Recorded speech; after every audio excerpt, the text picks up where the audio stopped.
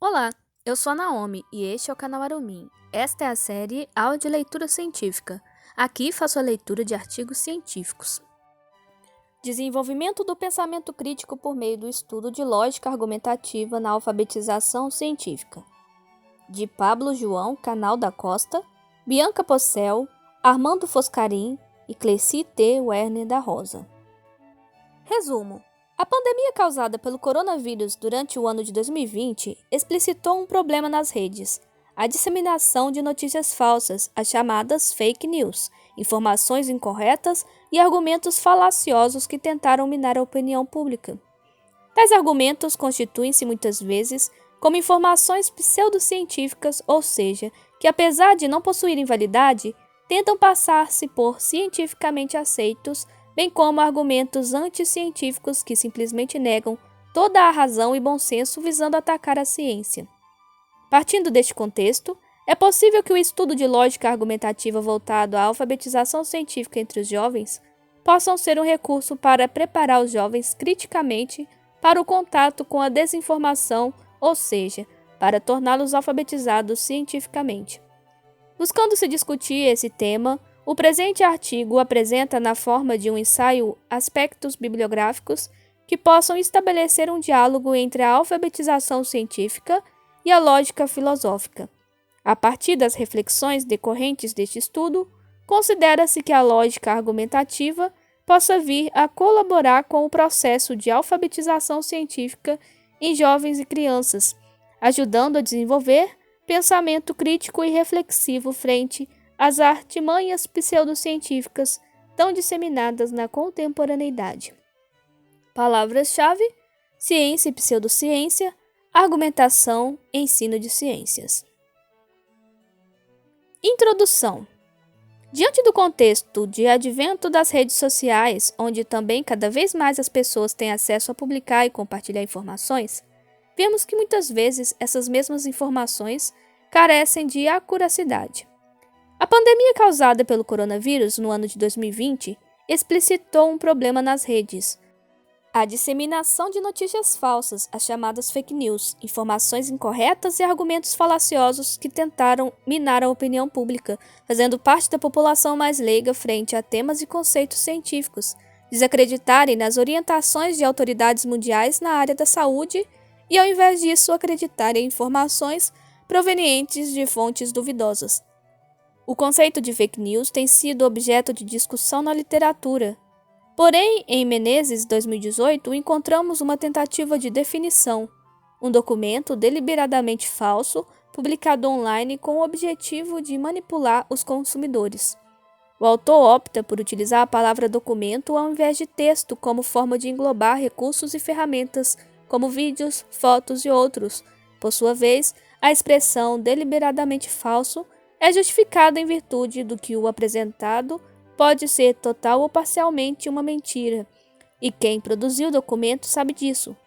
Em relação à associação com online, é tido como fenômeno difícil de ser dissociado, pois são as redes sociais ou páginas de blog, programas de notícias que a dissemina rapidamente. Falácia é um termo que, na sua lógica e retórica, é incoerente, mesmo que possua a aparência de verdadeiro. Copy, 1981.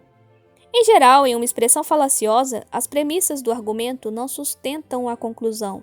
Algumas delas são difíceis de serem percebidas e muitas vezes terminam passando-se por argumentos válidos para parte da população.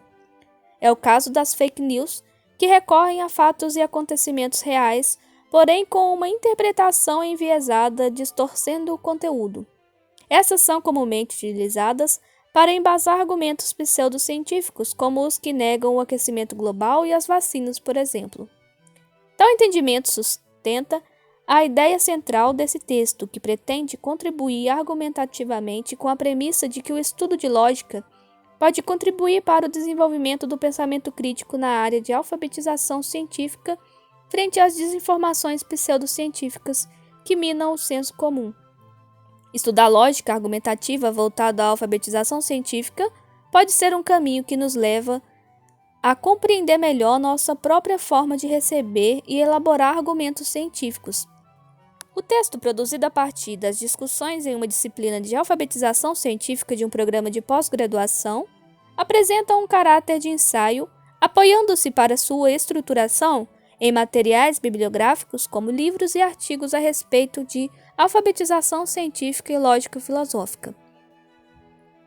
Para tanto, estruturamos o texto em seções que buscam trazer o entendimento de alfabetização científica e sua relação com a ciência e pseudociência, a lógica argumentativa em aproximação com o pensamento e a falácia, e ao final tecer possibilidades frente ao entrelaçamento desses dois aspectos e suas distribuições para a formação dos jovens. Alfabetização científica, ciência e pseudociência. No Brasil, é possível encontrar os parâmetros curriculares nacionais, PCNs, voltado ao ensino fundamental, que a formação de um cidadão crítico exige sua inserção numa sociedade em que o conhecimento científico e tecnológico é cada vez mais valorizado. Brasil, 1997, página 15. Tarefa esta que envolve processos relacionados à alfabetização científica, o que é reforçado para esse mesmo nível de escolarização pela Base Nacional Comum Curricular. Brasil 2018, página 54, ao mencionar que o ensino deve promover situações que favoreçam o estímulo ao pensamento criativo, lógico e crítico por meio da construção e do fortalecimento da capacidade de fazer perguntas e de avaliar respostas, de argumentar, de interagir com diversas produções culturais, de fazer uso de tecnologias de informação e comunicação, possibilita aos alunos ampliar sua compreensão de si mesmos, do mundo natural e social, das relações dos seres humanos entre si e com a natureza. Em ambos os documentos citados, identificamos que a presença da discussão sobre a alfabetização científica, embora possa aparecer com o nome de letramento científico. Sobre o uso dos dois termos, Salceron e Carvalho, 2011, página 60, relatam que ambos constituem tema de um mesmo objetivo do sistema educacional. Podemos perceber que no cerne das discussões levantadas pelos pesquisadores que usam um termo ou outro estão as mesmas preocupações com o ensino de ciências, ou seja, motivos que guiam o planejamento deste ensino para a construção de benefícios práticos para as pessoas, a sociedade e o meio ambiente. Em relação ao termo alfabetização no contexto da alfabetização científica, as mesmas autoras colocam que esta deve ser capaz de desenvolver em alguém a capacidade de organizar seu pensamento de maneira lógica, auxiliando na construção de uma consciência crítica em relação ao mundo que vive. Sustentam essa ideia de alfabetização a partir dos escritos de Paulo Freire, 1980, que diz que a alfabetização deve ser mais do que um domínio psicológico e automático de técnicas de ler ou de escrever, mas um domínio consciente que envolva uma autoformação capaz de fazer alguém modificar e influir seu próprio meio. Dessa forma, Salceron e Carvalho, 2011, página 75, colocam que a alfabetização científica encontra base, respaldo e consistência na percepção da necessidade emergente de formar alunos para a atuação na sociedade atual, largamente cercada por artefatos da sociedade científica e tecnológica. Em outras palavras, como expresso por Rosa e Uzeda, 2019, páginas 127 e 128, sobre o papel do letramento ou alfabetização científica, é que ele possa contribuir para a formação de cidadãos com uma base sólida de conhecimentos científicos, possibilitando a tomada de decisão de forma consciente e comprometida com questões éticas, sociais e humanas. Sem passar por um processo de alfabetização científica crítica e significativa, é difícil esperar que os jovens estejam preparados para compreender sua relação com os artefatos tecnológicos e o ambiente que os rodeiam. Em um contexto assim, é possível que fiquem mais suscetíveis a acreditar em informações disseminadas por inúmeros movimentos pseudocientíficos que alastram na internet e redes sociais, como, por exemplo, os que promulgam a antivacinação, o criacionismo, a teoria da Terra plana, a negação do aquecimento global, pandemias, entre outros. Neste sentido, quando a sociedade falha no processo de tornar os sujeitos alfabetizados cientificamente, não é difícil de ver casos como de pessoas que se utilizam de tecnologias como computadores e smartphones para até mesmo promover movimentos que negam os próprios conceitos científicos pelos quais essas mesmas tecnologias foram desenvolvidas. É interessante observar que smartphones são utilizados na disseminação de informações anticientíficas, seriam impossíveis de existirem sem eventos como a corrida espacial e a ida do homem à Lua, fato este que, curiosamente, também é alvo de negação em teorias conspiratórias. Carl Sagan demonstrou preocupação frente a essa questão, afirmando que nós criamos uma civilização global em que os elementos mais cruciais, o transporte, as comunicações e todas as outras indústrias, a agricultura, a medicina, a educação, o entretenimento, a proteção ao meio ambiente e até a importante instituição democrática do voto, dependem profundamente da ciência e da tecnologia. Também criamos uma ordem em que quase ninguém compreende a ciência e a tecnologia. É uma receita para o desastre. Sagan, 2006, 100 páginas, grifo nosso. Isto é uma crítica ao modus operandi da sociedade, onde em geral se oferece uma gama de possibilidades de aquisição de utilitários tecnológicos, como computadores, forno micro-ondas, carros, aviões, etc., mas não na mesma intensidade se dedica à explicação dos princípios científicos que fazem com que essas tecnologias funcionem, ainda que isso esteja, de certa forma, inserido em conteúdos escolares. Para Sagan, 2006, o público tende a abraçar as pseudociências na mesma proporção em que se compreende mal a própria ciência, o que reforça a importância da educação formal para desenvolver a compreensão sobre o método científico desde as mais tenras idades. Para discutirmos sobre pseudociência e anticiência, aspectos basilares em termos da alfabetização científica, especialmente no contexto de pandemia vivenciado em 2020, retomamos as discussões sobre o que é ciência. Embora ela não possua uma definição única e definitiva, há uma variedade de critérios e conceitualizações que podem ser divergentes entre diferentes ciências, como as exatas e naturais em relação às humanas e sociais. Francelin, 2004. Por isso, ao tentar definir o que é ciência, há que haver um cuidado para não tratar como pseudociência conhecimentos que simplesmente não atendam a todos os critérios relacionados ao fazer ciência presente em uma única perspectiva, como das ciências biológicas ou naturais.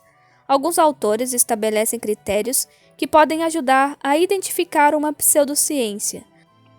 Hanson, 2017, coloca 2 pontos que comumente aparecem juntos em conhecimentos pseudocientíficos.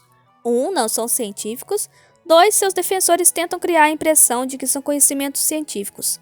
Na pseudociência, haveria assim uma intenção deliberada de fazer com que algo que não atenda a critérios mínimos de cientificidade se passe por ciência. Para Bunge, 1991, qualquer campo de conhecimento não científico, mas anunciado como científico, seria considerado pseudocientífico, ou uma falsa ciência ou ciência fictícia. Página 247, tradução nossa. Para exemplificar, podemos dizer que a crença de um cristão em anjos ou de um pajé que habita a Amazônia em espíritos da floresta, ainda que não sejam conteúdos verificáveis cientificamente, não são considerados pseudociência enquanto tratados como questões relativas à fé, religião ou cultura popular. Porém, no momento em que alguém passe a utilizar-se deliberadamente de conceitos teóricos de ciência, como sendo recorrente com os de física quântica para dizer que a existência de seres sobrenaturais é comprovada cientificamente, estaria aí, então, produzindo um conhecimento pseudocientífico. Isto se dá porque tais conceitos científicos não servem para afirmar fenômenos do tipo, e quando usados neste sentido, provavelmente foram distorcidos. Em outras palavras, usar termos científicos e citar conceitos de física, química, biologia, etc., não é prova de que tal argumento seja de fato científico, assim como conhecimentos que são parte da cultura popular e tradicional, ainda que não sejam comprovados cientificamente, não são necessariamente pseudocientíficos, a menos que tentem passar-se por ciência sem atender aos critérios de cientificidade necessários para isso.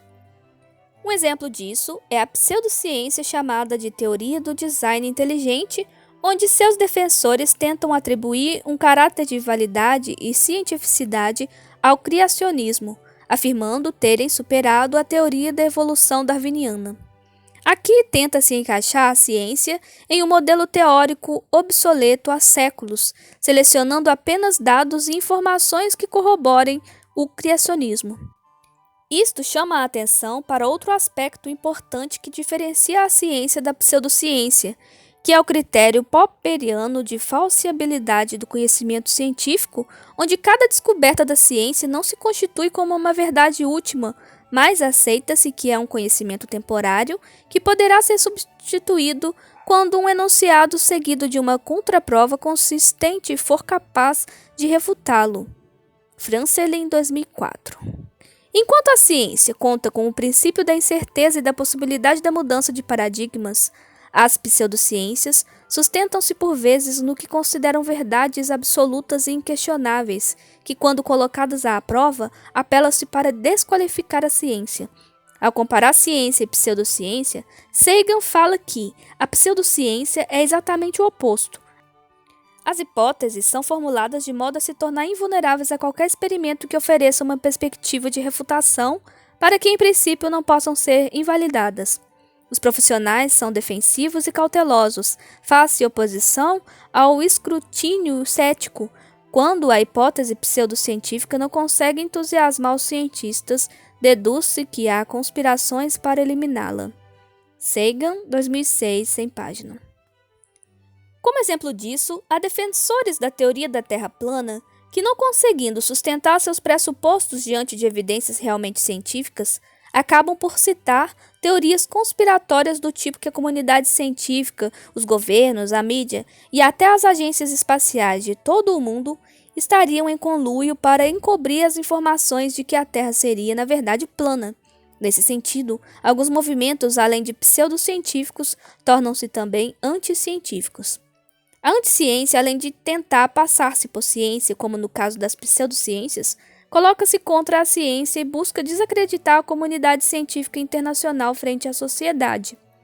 Na anticiência, observa-se uma rejeição à racionalidade e um desprezo pelo mundo acadêmico científico, colocando-o como desnecessário para o desenvolvimento do conhecimento, como coloca Sagan, 2006. Durante séculos, a ciência tem estado sob uma linha de fogo que, melhor do que pseudociência, pode ser chamada de anticiência. A ciência, a erudição acadêmica em geral, é demasiado subjetiva, afirmam hoje em dia. Alguns até alegam que ela é inteiramente subjetiva, o que também se aplica, dizem eles, à história. Na anticiência, podemos citar movimentos negacionistas, como o antivacina e os que dizem que o aquecimento global não existe. Tais movimentos, além de disseminar informações pseudocientíficas, têm potencial de contribuir para o agravamento de problemas como epidemias virais e descaso para com a proteção ao meio ambiente.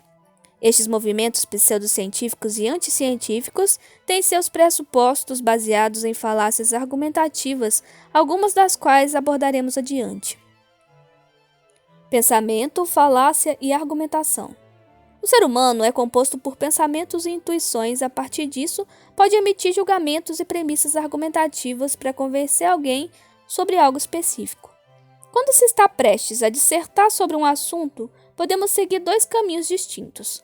O primeiro deles é falar de maneira automática, considerando nossas experiências pessoais, coisas que ouvimos ou vemos de outras pessoas, mas tudo isso sem pensar muito, de forma intuitiva e rápida.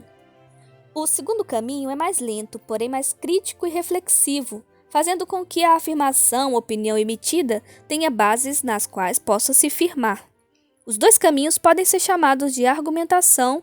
Entretanto, de acordo com o que escolhemos basear nossas premissas, nossos argumentos serão válidos ou nem tão válidos assim. Há anos atrás, antes mesmo de todas as regiões do planeta se tornarem conhecidas, algumas regiões do mapa que ainda não foram exploradas recebiam uma legenda com o seguinte aviso: aqui há dragões. O nome se devia à circunstância de que algo medonho como um dragão, mesmo não sendo provada sua existência, poderia habitar aqueles lugares desconhecidos. O desconhecido causou e ainda causa o sentimento de medo, mas neste caso as pessoas poderiam ter um nome do qual chamá-lo, e essa explicação fora o suficiente para o incompreensível tornar-se satisfatório. Em pleno século XXI, dar rótulos simples e satisfatórios para o que não se conhece é ainda uma prática comum. Vejamos, por exemplo, Joana gostaria de emagrecer e para isso apostou em uma das dietas milagrosas que viu na internet. Joana sobe na balança todos os dias no mesmo horário, para checar se está dando certo, se o resultado da balança lhe agrada, se enche de alegria e atribui o seu sucesso à dieta. Já se o resultado não lhe agrada, diz ser devido à flutuação do corpo e segue a dieta. Joana passa meses nessa mesma dieta, mas seu peso segue constante. Entretanto, continua a acreditar que ela funciona todas as vezes que fica feliz com a balança. Quando tem outro resultado, simplesmente o ignora, não dando nenhuma hipótese para um pensamento mais profundo sobre sua dieta ou sobre seu modo de vida. Para a lógica, isso poderia ser denominado como viés de confirmação. O viés de confirmação, segundo Dobelli, 2014, página 31, é o pai de todos os erros de pensamento, pois é a tendência de interpretar novas informações de modo que sejam compatíveis com nossas teorias, visões de mundo e convicções. Em outros termos, filtramos novas informações que estão em contradição com nossas visões. Podemos dizer que Joana acaba nomeando seu dragão de dieta. As pessoas estão acostumadas a aceitar os dragões da vida, ainda que seja como coisas aparentemente óbvias. Elas insistem em se acomodar e não buscar por explicações um pouco mais elaboradas, racionais, aceitáveis do ponto de vista científico.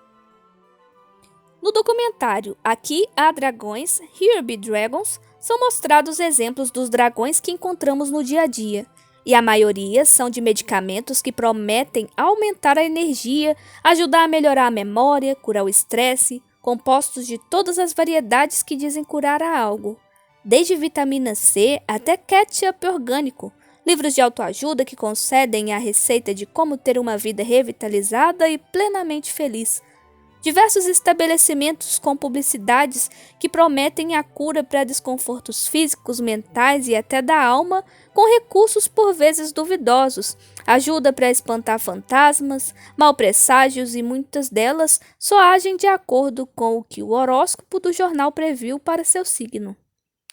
Todas essas situações, quando acompanhadas de termos tecnológicos e científicos, são consideradas pseudociências, que basicamente são ideias que se dizem reais, mas não tem nenhum embasamento científico que possam comprová-las, ou seja, falsa ciência. Apesar disso, são usadas com linguagem convincente de que são sim comprovadas pela ciência e são por isso facilmente espalhadas e usadas por toda parte. Muitas pessoas gastam seu dinheiro e até uma parte da vida consumindo produtos provenientes de pseudociências. A falta do senso crítico ou a sedução da ideia que parece milagrosa não faz com que a ideia de duvidar da validade do que está sendo oferecido seja posta em prática. A famosa frase "a ignorância é uma bênção" é perfeitamente colocada em prática quando não nos damos o trabalho de duvidar, questionar e reelaborar nossos pensamentos e até mesmo o que lemos em livros e revistas ou acessamos através das redes sociais. Muitos dos equívocos de pensamento acontecem porque não nos damos conta da existência deles, por isso da frase da ignorância. Para ajudar a combater esses equívocos, precisamos conhecer quem são eles. Para isso, se torna fundamental falarmos falácias argumentativas. As falácias, derivadas do latim fallere, são argumentos que parecem ser muito convincentes, porém são enganadoras. Segundo Doro, 2016, página 8, não quer dizer que os argumentos falaciosos são sempre projetados para enganar. Na maior parte das vezes, eles resultam de um engano involuntário, uma falha não proposital de raciocínio que ilude, inclusive, o próprio autor do argumento. Toda falácia é um mau argumento, mas nem todo argumento é uma falácia. Por isso, precisamos reconhecer os principais argumentos ruins para tentarmos fugir deles e construir bons argumentos críticos e reflexivos. A seguir, serão apresentadas algumas das falácias mais usadas. Falácia do apelo à autoridade.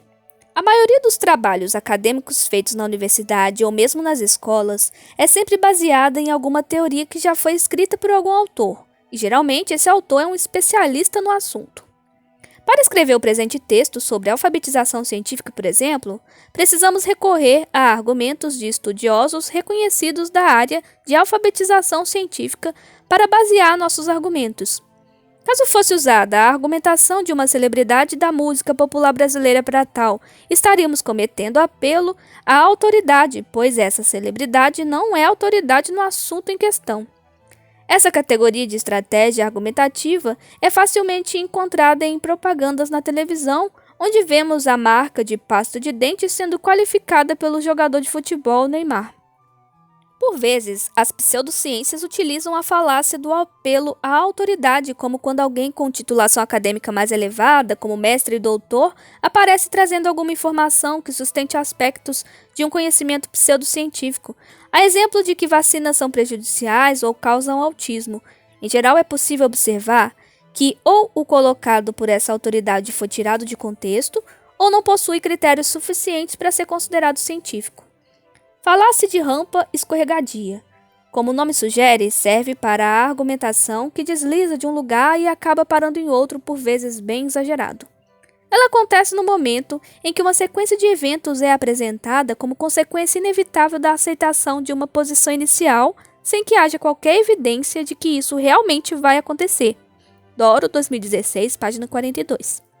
Um exemplo prático: alguém pode tentar convencer o amigo de que ele não pode consumir refrigerante em excesso, pois a bebida contém estimulantes que viciam, logo terá um momento em que ele sentirá necessidade de recorrer a outras bebidas viciantes e, por fim, estará viciado em drogas pesadas. Apesar de parecer um argumento exagerado, muitas vezes não nos damos conta de que estamos cometendo ou concordando com esta falácia. Movimentos pseudocientíficos que pregam a proximidade do fim do mundo costumam incorrer na falácia da rampa escorregadia cada vez que um desastre natural ou humanitário acontece, como se fosse mais um sinal do apocalipse ou juízo final. Durante os primeiros meses da pandemia provocada pelo coronavírus, não faltaram pessoas alegando que esta seria um castigo divino por intercorrências no campo da moral relacionada às suas crenças pessoais. Dois erros fazem um acerto.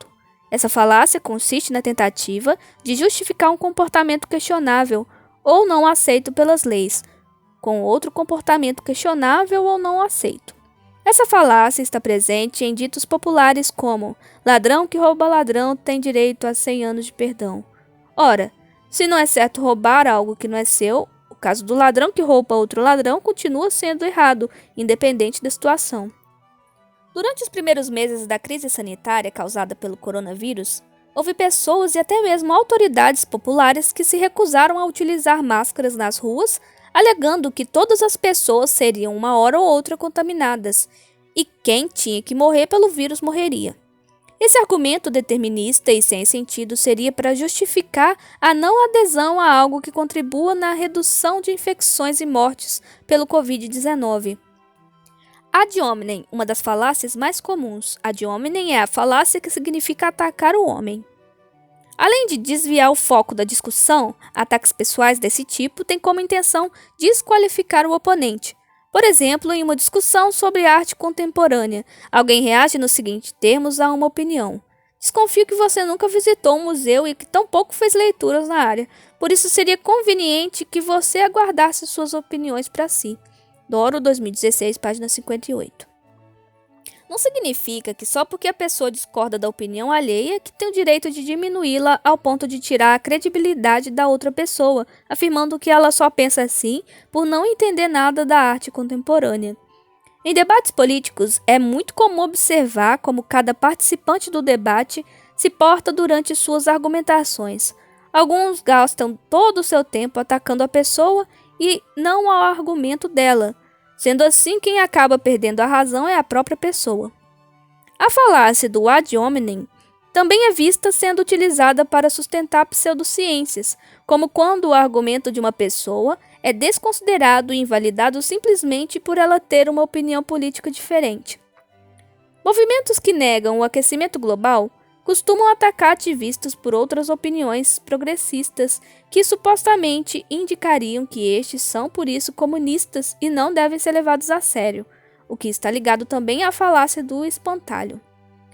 O mesmo uso da falácia do espantalho vimos quando, nos primeiros meses da pandemia do Covid-19, pessoas de diversos países ocidentais recusaram-se a aceitar doações de máscaras e utensílios de proteção que viessem da China. O argumento era que essas doações estariam carregando o vírus visando infectar seus países, porque foi na China onde ocorreu o primeiro epicentro de contágio. Então, estes deveriam ser criadores dos vírus em uma conspiração que teria o objetivo de espalhá-lo pelo mundo. A mesma desconfiança viria para uma possível vacina que seria desenvolvida por cientistas chineses. Por serem chineses, o país onde ocorreu o primeiro surto da pandemia seria, portanto, cientistas mal intencionados. A falácia do espantalho, segundo Doro 2016, página 30, consiste em intencionalmente apresentar uma versão caricaturada, distorcida ou mal construída de um argumento, de modo a poder atacá-lo com mais facilidade. Nessa falácia, o foco de um debate é desviado do argumento original através do uso de um tema espantalho. Um exemplo na ciência é quando um defensor do criacionismo tenta desqualificar a teoria da evolução, questionando que se o homem evoluiu do macaco, por que ainda existem macacos? Trata-se de um espantalho porque é uma distorção caricaturada de um elemento presente na teoria da evolução. A teoria não explica que o homem tenha evoluído do macaco, mas sim que compartilha um ancestral comum com os macacos, o que é bem diferente. Devido à possibilidade de gerar uma compreensão mais aprofundada sobre argumentos, Sagan, 2006, considera que o estudo das falácias lógicas é como adquirir um kit de ferramentas. Como qualquer instrumento, esse kit pode ser mal empregado ao ser aplicado fora de contexto, mas quando aplicado judiciosamente, pode ser muito útil para avaliar argumentos, em especial os que dizem respeito a temas científicos. Lógica argumentativa e alfabetização científica. Carl Sagan, 2006, considera que um dos problemas que colabora para a disseminação de movimentos pseudocientíficos é a facilidade que se tem de criar informações equivocadas frente à complexidade que é a produção científica. A pseudociência é mais fácil de ser inventada do que a ciência, porque os confrontos perturbadores com a realidade, quando não podemos controlar o resultado da comparação, são evitados mais facilmente. Os padrões da argumentação, o que passa por evidência, são muito menos rigorosos. Em parte, por essas mesmas razões, é muito mais fácil apresentar a pseudociência ao público em geral do que a ciência. Sagan, 2006. Se os níveis de argumentação das pseudociências são mais fracos do que o exigido na cultura científica, focar no ensino de lógica argumentativa pode ser, então, uma saída para preparar os jovens criticamente para o contato com a desinformação.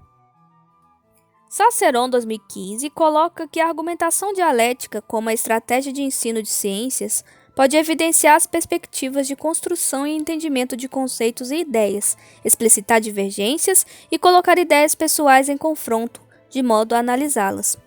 Para a autora, um trabalho argumentativo de envolvimento com a linguagem científica pode ser conseguido através da comunicação de ideias, avaliação de problemas e processos construídos ao tentarem resolvê-los. Essa perspectiva da argumentação coloca em evidência aspectos epistêmicos que superam o caráter linguístico e oferecem respaldo para que características próprias de uma área de conhecimento possam se fazer presentes.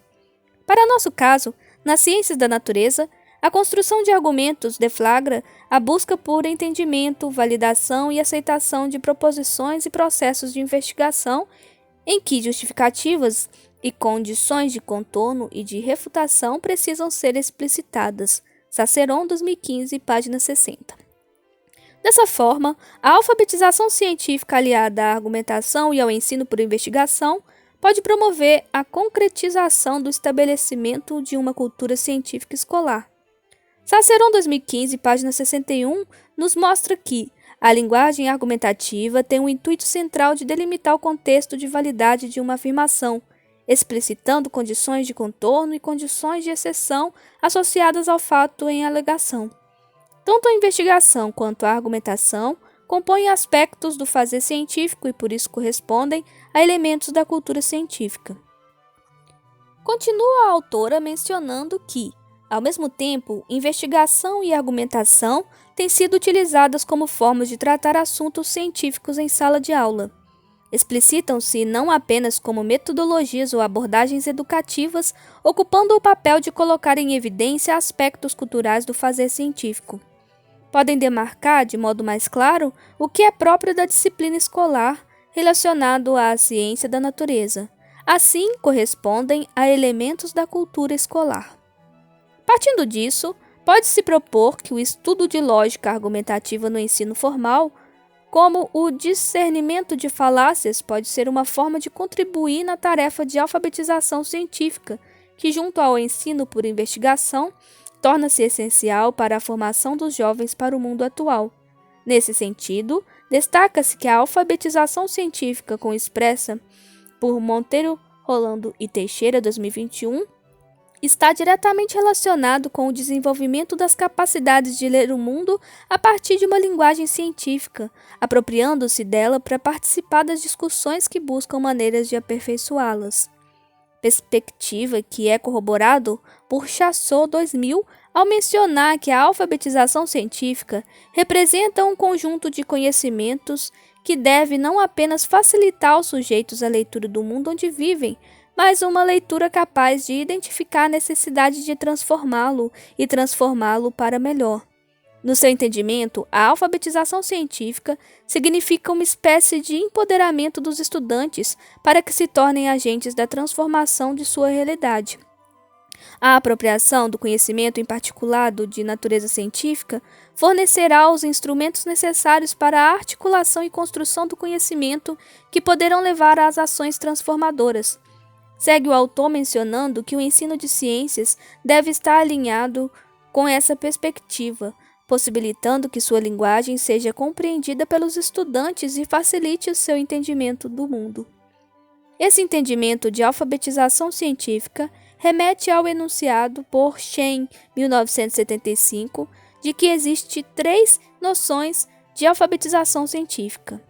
Uma, denominada de alfabetização científica prática, vinculada a possibilitar aos sujeitos a resolução de problemas de forma imediata, estando associado a problemas básicos e vinculados ao seu cotidiano. A alfabetização científica cívica, que possibilita ao cidadão ser mais atento para a ciência e seus impactos, comprometendo-se assim com a formação para a tomada de decisões mais bem informada. Por fim, tem-se a alfabetização científica cultural, que é em geral associada à pequena parcela da população, pois vincula-se aos interesses pessoais, ao saber sobre ciência de maneira mais aprofundada. Nessa perspectiva, a alfabetização científica caminha na direção da argumentação e do ensino por investigação, estando associado à importância de instigar a curiosidade dos alunos por meio de atividades variadas que os levem a perceber que a ciência tem papel fundamental em suas vidas, indo além de conceitos estagnados e historicamente construídos.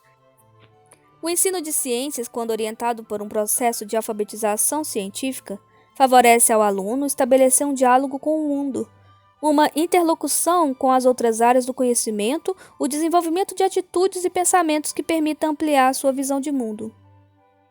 Considerações finais. Vivemos em um mundo que está mudando o tempo inteiro. As relações são líquidas, as pesquisas sobre um determinado assunto logo ficam obsoletas, novas descobertas são feitas, novas verdades são criadas.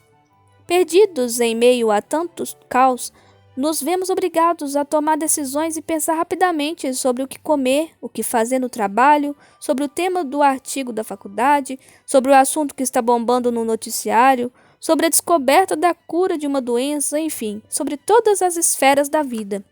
Caso não conseguirmos analisar o que nos chega em forma de argumentação verbal ou não verbal, acabaremos seguindo o caminho que nos dizem ser o certo.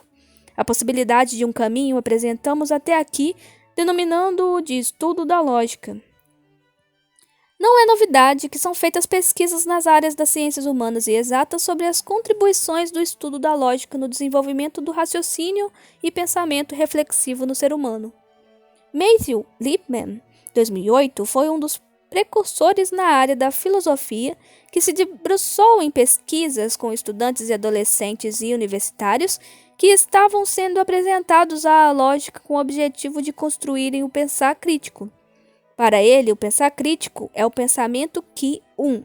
Facilita o julgamento, pois 2. Se fundamenta em critérios, 3. É autocorretivo e 4. É sensível ao contexto.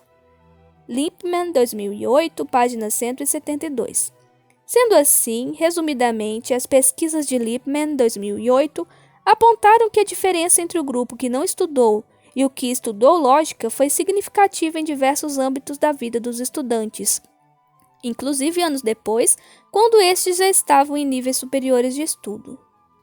A partir do exposto, consideramos que o estudo de lógica argumentativa pode vir a colaborar com os processos de enculturação ou alfabetização científica em jovens e crianças, ajudando a desenvolver pensamento crítico e reflexivo frente às artimanhas pseudocientíficas tão disseminadas na contemporaneidade. Isso encontra respaldo no enunciado por Borges e Lima 2000, de que, na perspectiva construtivista associada ao ensino e à aprendizagem, está o desenvolvimento da competência argumentativa. Os autores inferem que perspectivas pedagógicas, como o educar pela pesquisa e educação para pesquisa, são exemplos de propostas que evidenciam a construção de argumentos como etapa fundamental da aprendizagem, o que leva o estudante a se tornar mais autônomo e a ser protagonista de sua aprendizagem.